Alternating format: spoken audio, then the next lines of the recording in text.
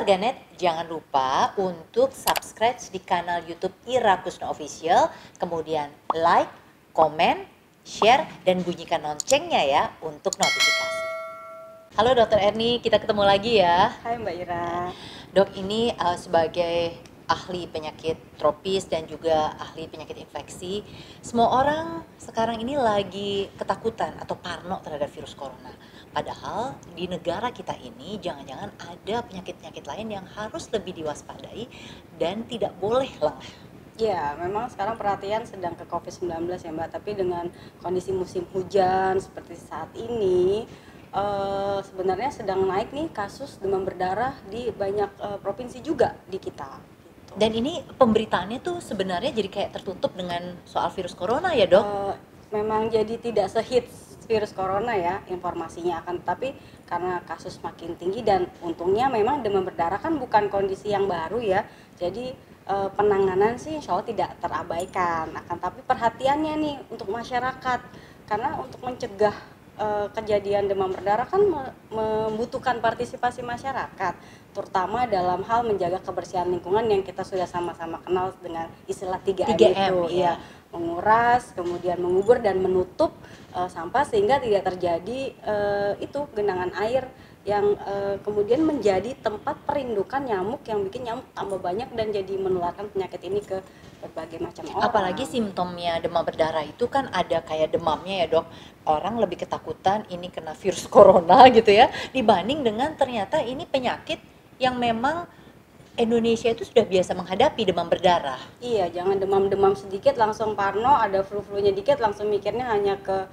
kena infeksi si SARS-CoV-2 atau virus corona. Dan kita lupa kemudian melakukan 3M tadi. Kalau misalnya kita membandingkan virus corona ini dengan penyakit lain yang berhubungan dengan pernafasan, sebenarnya ada yang harus kita lebih waspadai nggak sih dok? Iya, kalau untuk Indonesia tentu karena masih ranking nomor 3 di dunia, tuberkulosis ini sama-sama menular lewat udara, penularannya lebih mudah karena kalau kita bicara corona kan saat ini yang masih dianut lewat droplet. Kalau droplet kan ukurannya besar Mbak, karena ukurannya besar dia nggak akan tahan lama di udara. Apalagi kalau cuacanya panas ya. Apalagi kalau cuaca tidak mensupport dia, iya ya. betul.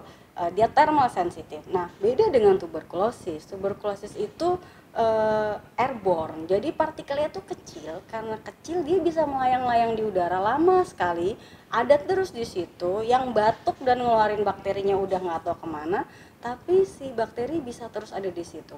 Kalau cuacanya kering pun sampai 40 derajat lebih dia tetap akan bertahan.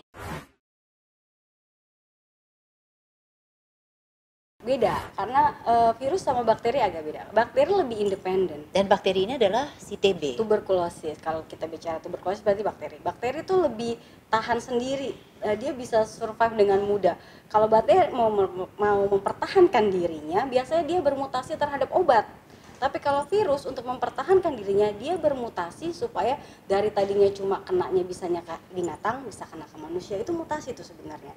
Dan berbagai macam cara di virusnya ini untuk bertahan hidup, bukan dari sisi obatnya. Beda dengan bakteri. Kalau bakteri tadi dia akan tahan lama sendiri di udara, bisa menularkan banyak orang dalam waktu yang lama.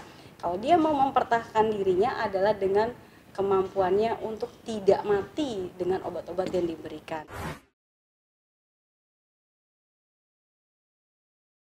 Ada yang sudah di sounding pemerintah ya, kalau ada batuk lama 2 minggu, dulu 3 minggu, pokoknya batuk yang terus menerus, kemudian disertai beberapa gejala makin kurus, kemudian sering merasa demam-demam, itu harus memeriksakan diri karena sudah memeriksakan diri saja nih untuk tuberkulosis TBC ya, terutama yang di paru-paru, itu tidak serta-merta kumannya bisa langsung segera ditemukan Mbak, karena sangat sulit menemukan kuman tuberkulosis ini. Jadi yang pasti kalau ada gejala nih batuk-batuk, terutama batuk yang kita bilang kronik karena sudah lebih dari 7 hari, batuk lama disertai beberapa gejala, badannya makin kurus, kemudian tadi sering mulai merasa demam-demam, ada polanya sebenarnya. Biasanya demamnya itu dimulai menjelang maghrib ke atas, jadi sore-sore.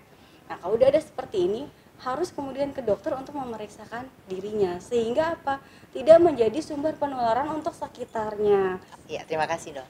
Sampai jumpa warganet pada kesempatan yang berbeda, tetap di kanal YouTube Ira Kusno Official.